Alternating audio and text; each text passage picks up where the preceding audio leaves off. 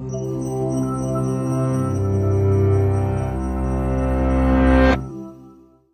does it mean for a country to have a healthy economy? What does a healthy economy even look like? Does it look like this? What about like this? Economist Kate Raworth shared a pretty interesting answer to this question on the TED Interview podcast, and it challenges an idea that most economists take for granted.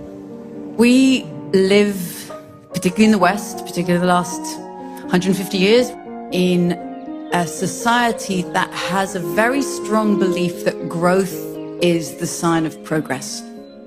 And to a certain extent, it's true. We love to see our kids grow.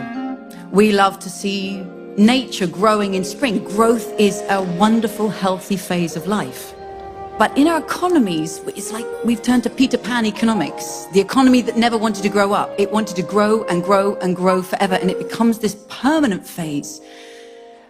But we already know in our own bodies, in our own lives, that there's another side to this metaphor of growth that we love so much. If I told you my friend had gone to the doctor, and the doctor told her she had a growth, that already feels completely different. Because in the space of our own bodies, we know that when something tries to grow endlessly within this healthy, dynamic living whole, it is a threat to the health of the whole. And we do everything we can to stop it. But when we step into our economies, for some reason, we think that endless growth is progress. And we are now running into severe problems because we are addicted to endless growth.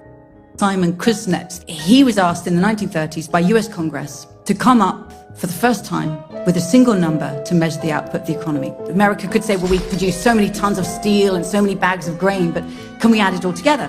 So they commissioned him to do this, and he said, yes, I can add it all together in one number, national income, what we now know as GDP, but he gave it with a caveat.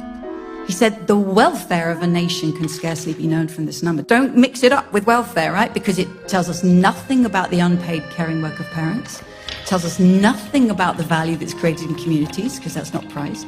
And it's a measure of the flow of economic value. It tells us nothing about the living world, the forests, the mines that get run down in order to create this value.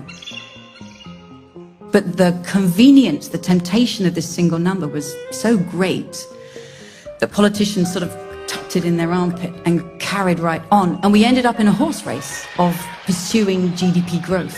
The dream is that GDP can keep on increasing, we can have increasing financial returns, but that we can decouple from using Earth's resources. We can use less carbon and less metals and minerals and plastics, and we can use less of the Earth's land surface and separate these